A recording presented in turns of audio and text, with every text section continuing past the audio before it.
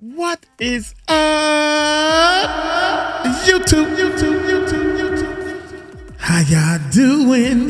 Yeah. What the hell? Maybe I shouldn't say hell. Well, that's where he going. Oh my God. Katt Williams exposes the most corrupt pastor in the world, I guess. The most in America. Okay. Oh my God, man. Daggone, man. Hey, for all us who believe, we got to hear this first, man. See, I don't pray for what you think I want. I don't pray. Not for money. For money. Not for cars. For cars. Not even for my own hood. Not even for my own hood. And I pray, hey. I pray that Sunday don't say the most fake day of the week. That we live what we preach when we rise to our feet. I pray one day we don't see color in the face. Only one race, one love, the human race. I pray for peace, not power. For unity that don't fold in the dark hour. I pray for the child with no voice, no meal. That one day he eats and knows how love feels. I pray success finds the ones that grind quiet. Who didn't sell a soul just to go viral. I pray we remember His grace when we fall. That God still answers when we don't call. I pray for you, yeah. You're scrolling on your phone, feeling broken, feeling left all alone. I pray your health stays strong, your path stays clear, and blessings fall on you like tears. I want you to know that's what I don't say in these lines. I never pray for money, and I never pray for myself. I never even pray for the ones closest to me.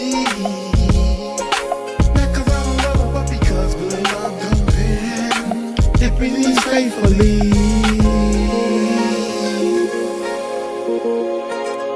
Just the things I pray for. I pray for the mothers with tears in their eyes, holding it down but dying inside. I pray for the father who left too soon and the child he made trying to fill that room. I pray for the teacher who's spinning their own, trying to give hope cause the system is blown. I pray for the ones who got talent but no light, for the ones that write verses just to make it through the night. I pray we break generational chains, stop passing down genre like it's part of our name. I pray our hearts don't stay numb from the pain, and one day we dance in the middle of the rain. I pray for the silence behind fake smiles, for the strong ones breaking after holding it a while. I pray for the ones that feel too far gone, that God's still reaching when the devil gets strong. I pray for the kids locked up in the system, no love, no hugs, just the world that miss them. And I pray for the soldier with scars on his mind, he made it back home but left peace behind. I pray for the ones who scream but ain't heard, who feel invisible when they speak a word. I pray you feel seen, I pray you feel true. I pray that these words can help you. There's some things I pray for. There's some things I pray for. But what I mostly pray for is you. That's on my album, y'all. Go check it out, man. My album. Somebody say Uncle Mike ain't know what he was doing in this studio. I said, you know what? This is what I said. I said, there's a lot of rappers who they suck. They don't know what they doing, but they still doing it. And I can rap better than them, so I'm gonna show them.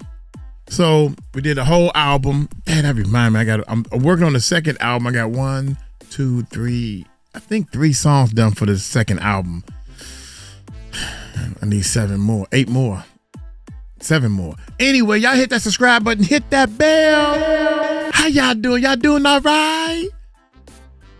You can't, this dude right here has one big old church. And I remember some type of unknown, I was watching them. I'm like, how do people get this big when we over here struggling for money situations? How you get that big? Somebody donated like $3 million to the church, and he was a nobody. And I'm like, God, dude, if I had $3 million, I ain't donating it to shit. Anyway, there's some crooked things going on behind the doors that we help keep hush hush, and they got a lot to do with this money. I still haven't gotten 100% to the bottom of it, but I got some It got a lot to do with that, keeping your down low on the down low. It got a lot to do with that. Here we go, y'all.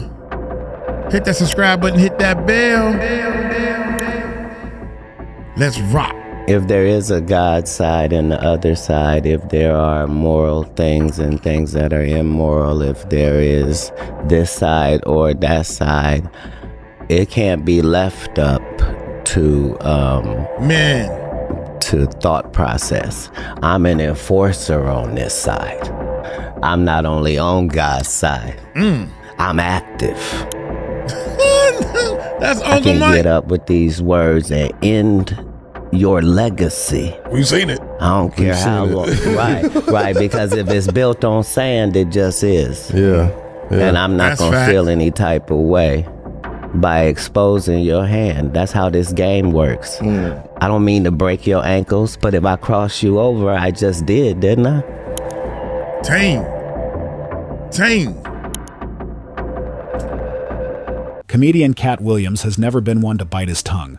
Whether he's roasting celebrities or calling out Hollywood's hypocrisy, Katt keeps it real. But recently, he's turned his razor-sharp wit toward a target that's usually considered untouchable: America's megachurch pastors. And let me tell you, what he's uncovered might put you in the crisis of faith. Let's start with Robert Morris. God gave us the 10 words. That's literally what they're called, not the 10. They are called the 10 Commandments in 3 places in Scripture. But it's in Greek, the Decalogue, which are the 10 words. And he gave us these, I believe, for relationship. If you checked his profile, he was everything a megachurch pastor should be. Two things that don't fit right. You can't be a church, running a church, and you being pulled out in handcuffs. That's right there. You should be under the church. I mean, you should be under the jail. There should be Diddy under the jail, and you should be way under that. Charismatic, well-spoken, and trusted by thousands. Here we go. These, I believe, for relationship. If you checked his profile, he was everything a megachurch pastor should be: charismatic, well-spoken, and trusted by thousands. He founded Gateway Church in South Lake, Texas, and turned it into one of the biggest churches in America. Damn. We're talking about 25,000 people showing up every single Sunday. Gateway was a power center, especially for Republican circles. Robert Morris was the golden boy of American Christianity. He wrote best-selling books. He spoke at major conferences. He counseled leaders and influenced millions. And according to Katt, that's exactly the problem. Morris wasn't a genuine spiritual leader. He was playing a role. And that performance was hiding something sinister that Katt's been warning us about this pattern for years. He's been saying that when someone has that much power with zero accountability, when they're treated like they're untouchable, that's when the worst kind of evil can flourish. And he was right. In 2024, a woman came forward. And what she revealed made people sick to their stomachs. She said that back in the 1980s, when she was just 12 years old, 12. Robert Morris gave her. But not once. Not twice, for 4 straight years. This man, this so-called man of God, used his position as a traveling pastor to prey on a child. Think about that for a second. A little girl who trusted him, who thought he was holy, who believed he spoke for God, and he violated that trust in the worst way possible.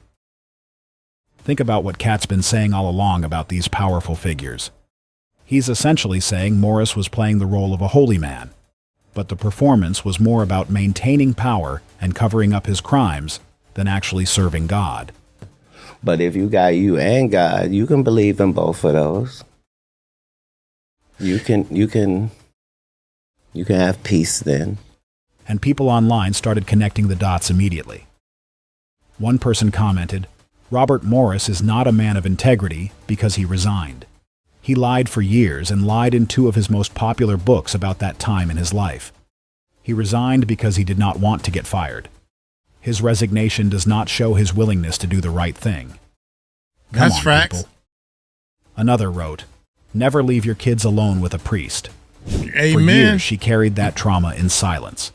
She watched as Morris became more and more successful, more and more powerful. Fuck that. She saw him on TV, in bookstores, preaching to massive crowds about righteousness and God's love, all while knowing what he really was. And Katt's right here. He's been arguing that the system protects these powerful men, that there's an invisible network that keeps their secrets buried, that silences victims, that prioritizes image over truth.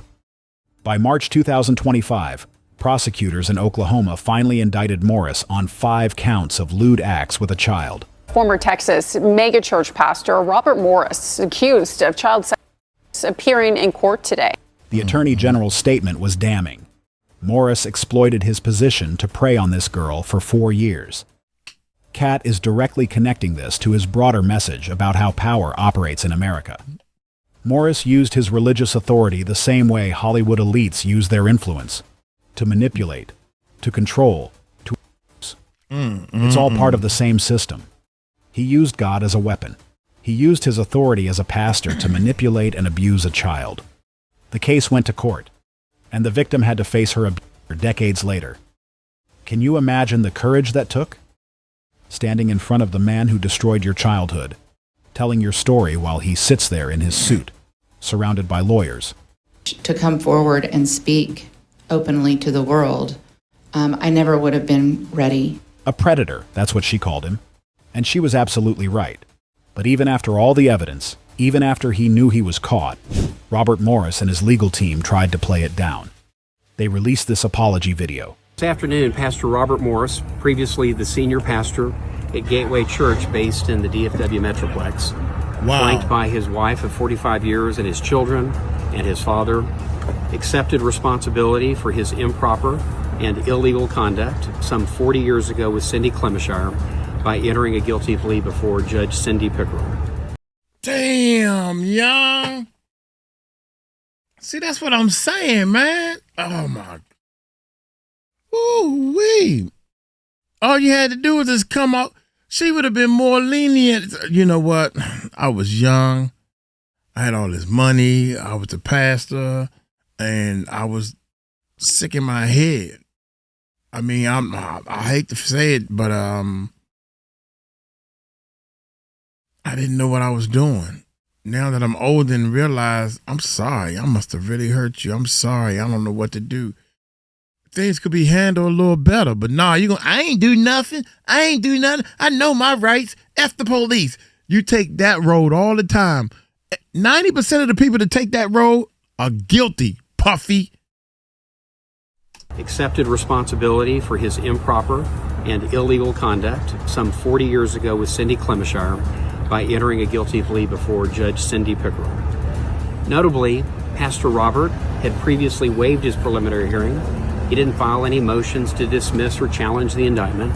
He didn't request that the court set this matter for trial or put the state to any significant work or expense. He simply accepted responsibility for his crime from the 1980s and pled guilty. He pled guilty because he wanted to accept responsibility for his conduct. And while he believes that he long since accepted responsibility in the eyes of God, and that Gateway Church was a manifestation of that acceptance, he readily accepted responsibility in the eyes of the law by virtue of his guilty plea here today. People online were quick to point this out. One comment said, if he really wanted to accept responsibility, he would have spoken up years ago. Yeah. Another added, an apology from your lawyer is not an apology. Yeah. And Katt has been saying this for years. The system protects these men even after they're caught.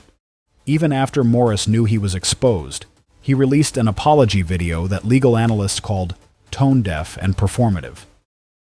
One expert said his defense team missed a major opportunity because Morris never actually acknowledged the real harm he caused.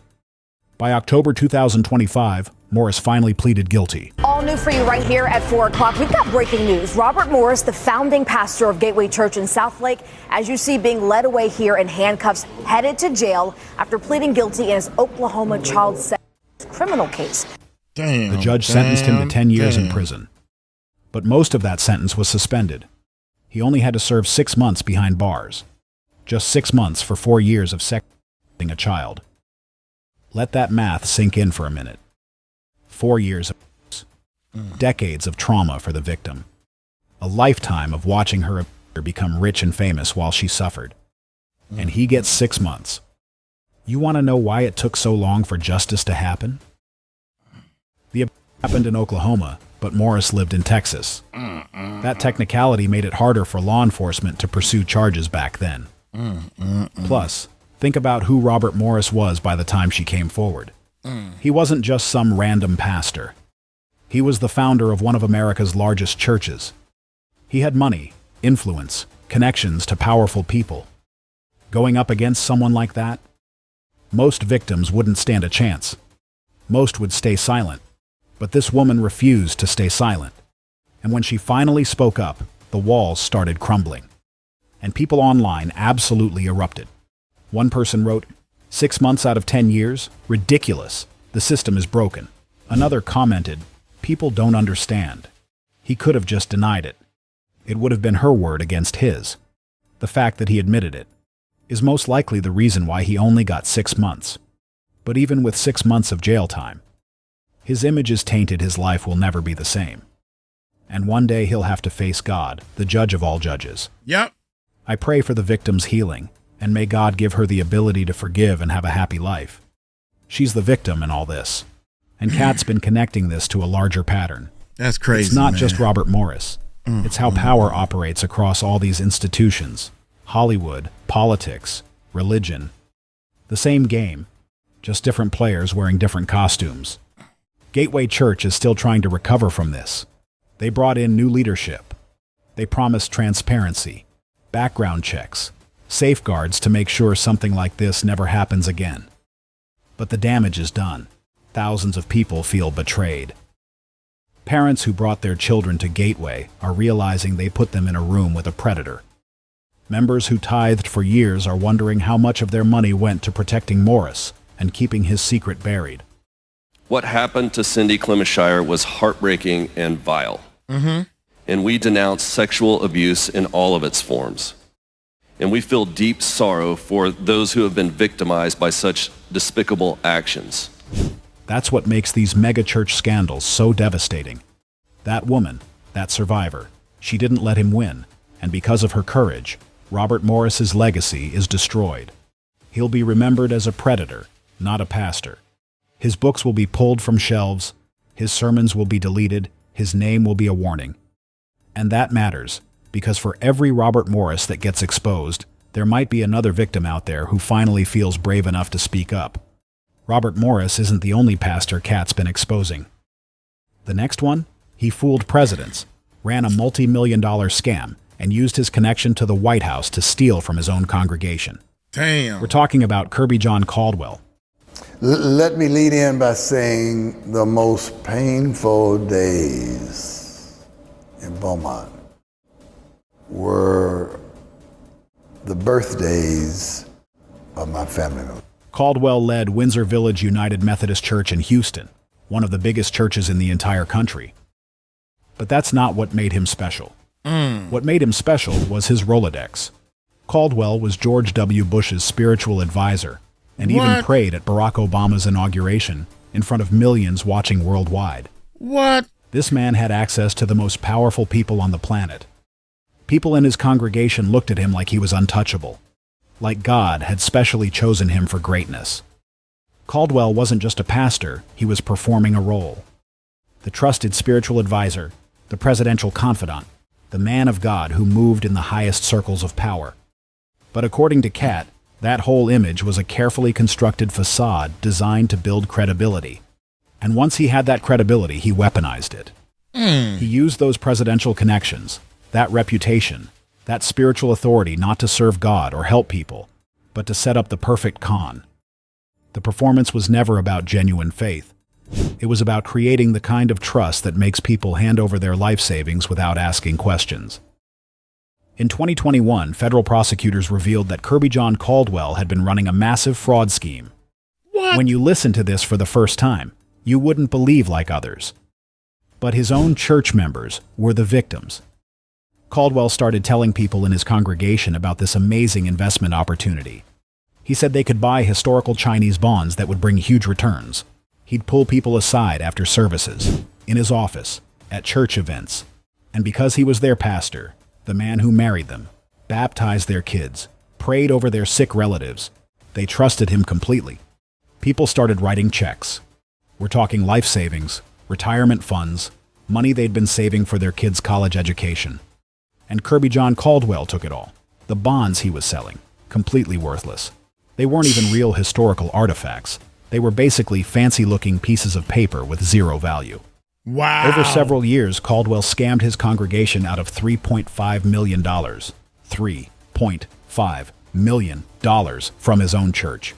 U.S. District Judge Murray Hicks Jr. sentenced Caldwell to 6 years in federal prison. Now, this sentencing comes months after Caldwell pled guilty to conspiracy to commit wire fraud in a scheme to sell worthless Chinese buns. Think about the betrayal here. These weren't strangers. These were people who sat in his church every Sunday. People who came to him when they were grieving, when they were struggling, when they needed guidance, and he saw them as marks, as dollar signs. That's what... Y'all hearing this? Y'all hearing this, right? God, I try to tell y'all, man, I don't believe in them buildings. The bigger they are, the more crooked I think they are. Real talk. I don't believe in any of these churches, man. This is between me and him. And I don't think I need to go to a church and get all dressed up and choked up and everything to play the church game and shout and all. Them days is done, son. You still believe in that? You really? People who came to him when they were grieving, when they were struggling, when they needed guidance, and he saw them as marks. It's a game. As dollar signs. That's what Katt is pointing out. We don't let that change the content because that's all you know me for, is that I'm quite likely to tell the whole truth and nothing but the truth, so help me God. He's highlighting how these pastors use their status, their connections, their carefully crafted image to exploit people. When victims spoke out, their stories were heartbreaking. One woman said, "Why do our people fall for the bull? Nobody getting rich but the pastors, and you gotta go catch the damn bus. I couldn't do it no more. It's called waking up to the truth." Another added, "Pastor selling wolf tickets." When federal investigators finally caught up with Caldwell, the U.S. Attorney's statement was absolutely damning. They said Caldwell used his status as the pastor of a megachurch to help convince victim investors that they were making a legitimate investment. But instead, he took their hard-earned money for his own personal gain. In other words, he weaponized their faith. He used God as a sales pitch. But Caldwell kept preaching, kept counseling, kept acting like a man of God while knowing exactly what he'd done. When the case went to trial in 2021, Caldwell was 67 years old. This wasn't some young pastor who made a stupid mistake. This was a man who'd spent decades building trust, only to cash it all in for a fraud scheme. He pleaded guilty to wire fraud conspiracy. Kirbyjon Caldwell was sentenced to 6 years in federal prison. The man who prayed at presidential inaugurations ended up in an orange jumpsuit. But think about the victims. Some of these people lost their entire retirement, money they'd spent 30-40 years saving. And at their age, they can't get it back. They can't just work another decade to rebuild. Caldwell stole their futures. And for what? To fund his own lifestyle. The fallout at Windsor Village was catastrophic. People left in droves. The church had to bring in completely new leadership. They implemented strict financial oversight, background checks, outside auditors, and transparent reporting. All the things that should have been there from the beginning. But for many of Caldwell's victims, it was too little, too late. And they were all right, because if their pastor could lie to them, could steal from them, who can they trust? If a man who prayed with presidents could be a fraud, how do you know who's real? Caldwell's legacy is forever tarnished, but at least he knew what he was doing was wrong, so he hid it. The next pastor didn't hide a thing, though. Let me tell you about Creflo Dollar and the most audacious money grab in megachurch history. Creflo Dollar runs World Changers Church International in College Park, Georgia, just outside Atlanta. It's a massive operation. Thousands of members, huge Sunday crowds, the whole megachurch package. And in 2015, Creflo decided he needed an upgrade, but not a new sound system for the church, not a community center for the neighborhood. He needed a private jet. What? And he wanted a Gulfstream G650, one of the most expensive private aircraft in the world. The price tag? $65 million. $65 million. And here's the kicker. He launched a fundraising campaign asking 200,000 members of his ministry to each donate $300. Creflo Dollar launched a fundraising campaign asking 200,000 members of his ministry to each donate $300. Katt is directly accusing Dollar of being one of these prosperity gospel con artists. And they did it. I know he got that jet. He got that jet. So apparently somebody donated something. Somebody donated something, baby. $300. Each donate $300. Katt is directly accusing Dollar of being one of these prosperity gospel con artists. Blessed by God. So yeah, they were there. This is at a time when people were dying of some things that today we would call pretty easy. He's putting him right in the center of this conversation about using religion as a business.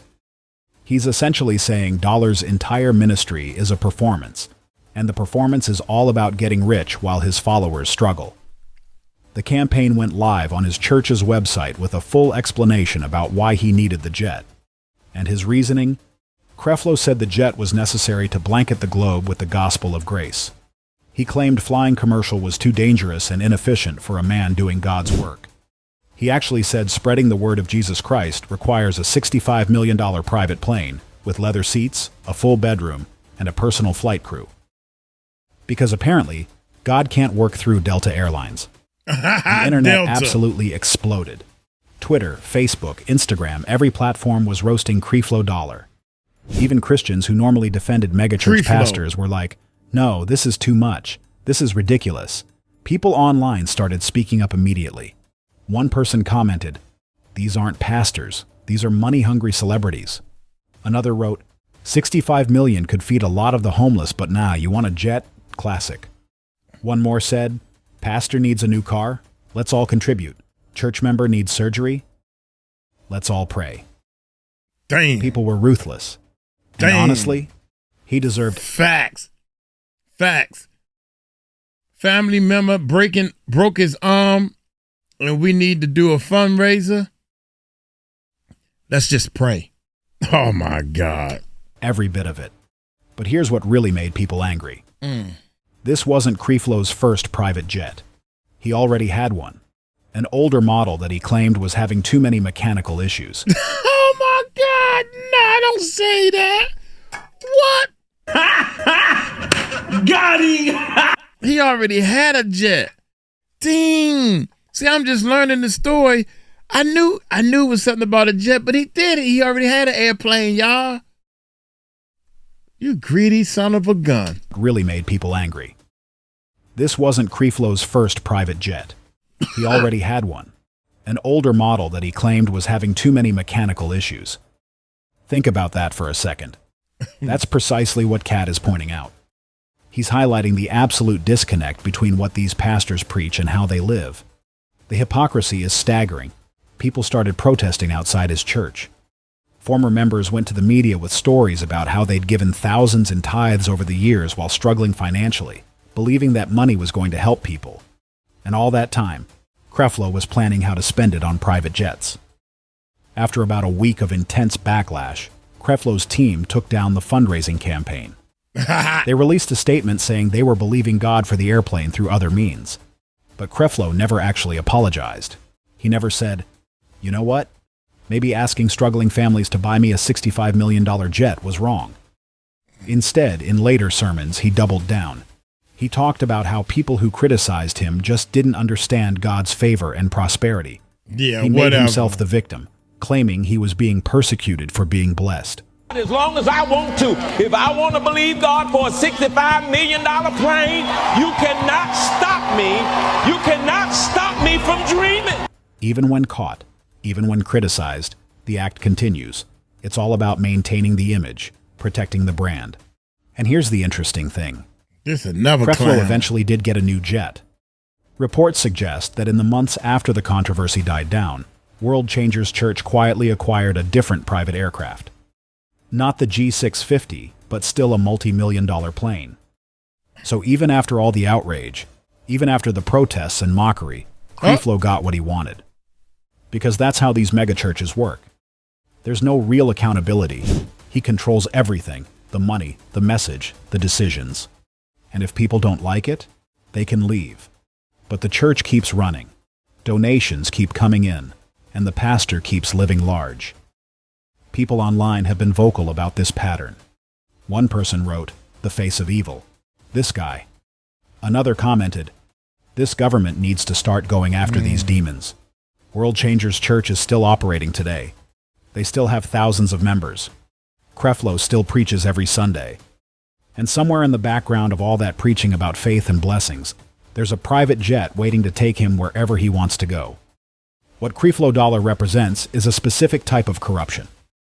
It's not illegal like fraud. It's not criminal like abuse. But it's morally bankrupt.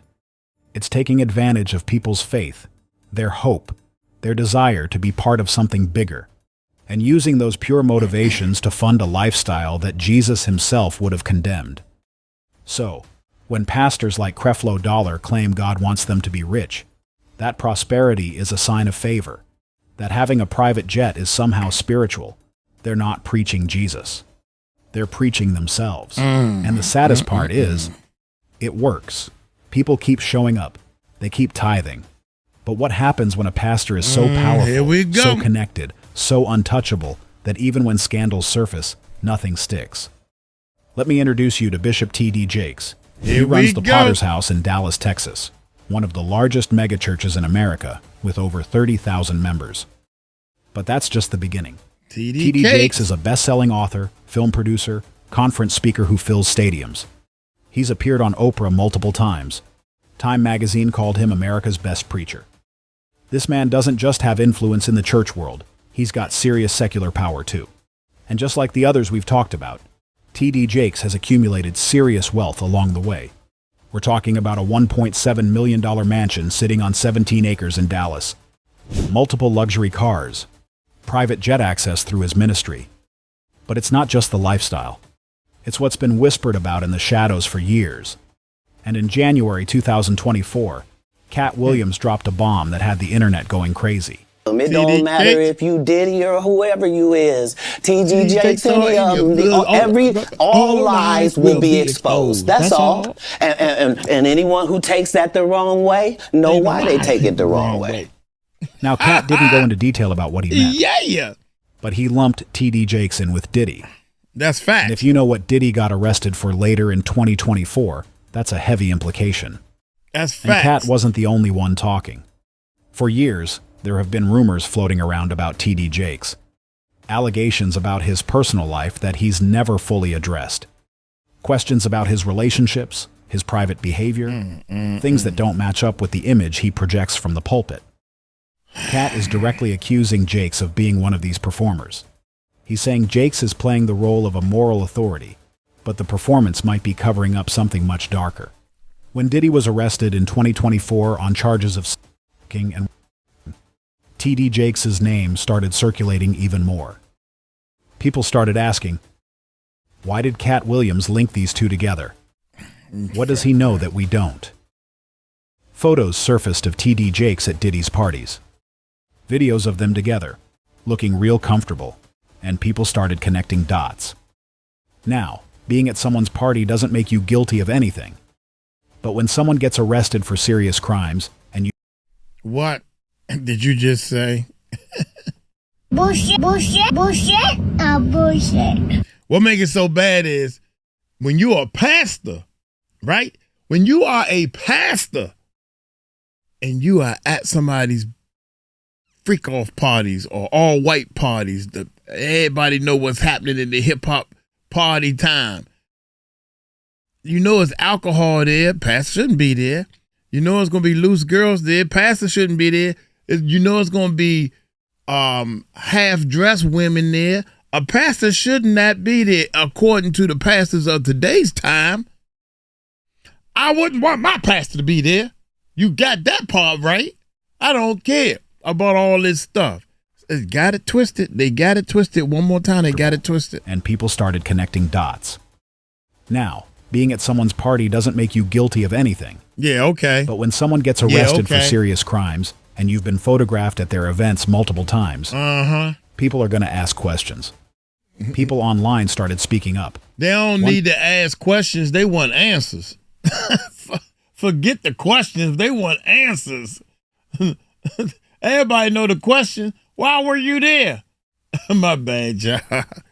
Here we go. One person wrote, T.D. Jakes should be ashamed of himself. He should be. Another commented, my grandma used to say you can't do wrong and get away. You can get by, but you can't get away. Yep.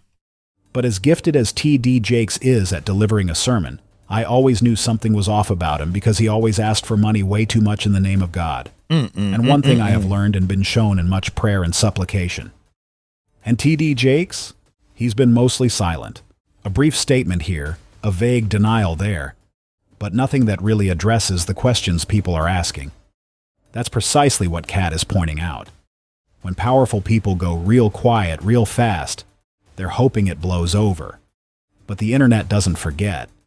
But the Diddy connection isn't even the oldest controversy surrounding T.D. Jakes.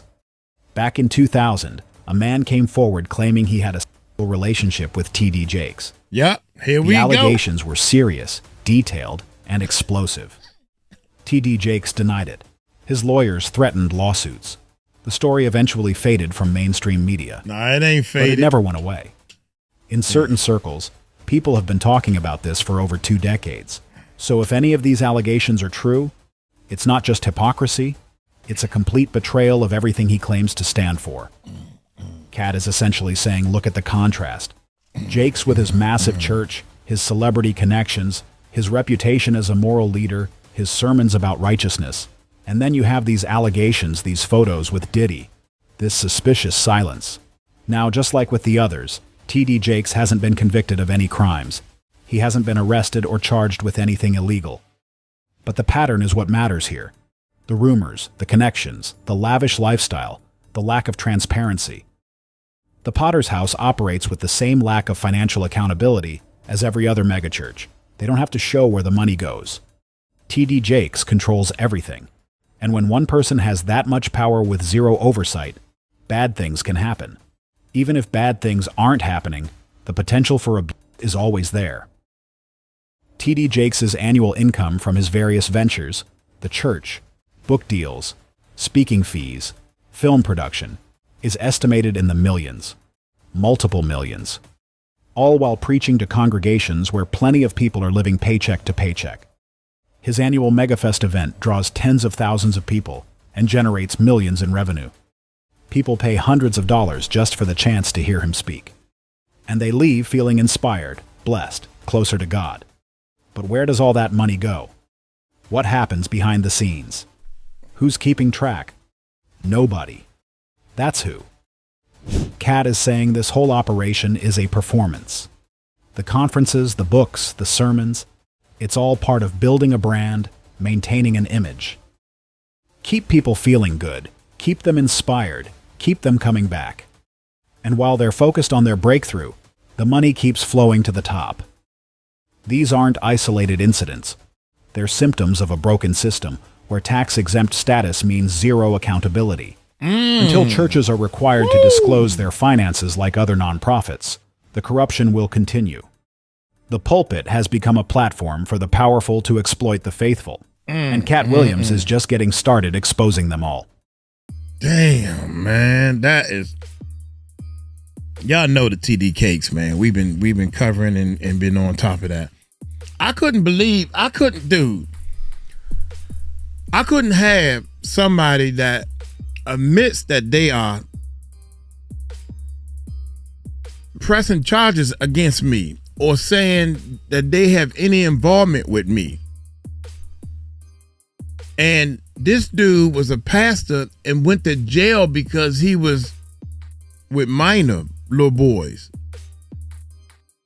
And he's saying that T.D. Jakes tried to, or the reason why that's why he liked that, because T.D. Jakes grabbed me and put me to to himself. Pulled me to himself. The way he said it was kind of, but it's okay. It's okay, but you ain't gonna have my name in that mess. No way. No. Minors involved? No. If they don't want to listen to Uncle Mike, I get in my car and go home. They ain't gotta listen. But we're gonna stay positive, not negative. I don't do anything I don't care if it's in the Bible. I don't care if it's in the government laws. I don't care. Minors is minors. Right from wrong. No gray area. No gray area. You either gonna do right in this world or you gonna do wrong. If you're gonna do wrong once or twice and be like, but I'm gonna do right. No gray area. If you're doing wrong, you might as well do everything wrong, bruh. You might as well do everything wrong. Be snakes and crooked and steal and try to lie on everything. If you're gonna be right, try to be like Jesus and do everything right. Y'all take it light, take it slow. Tell them Uncle Mike told you so. Peace out.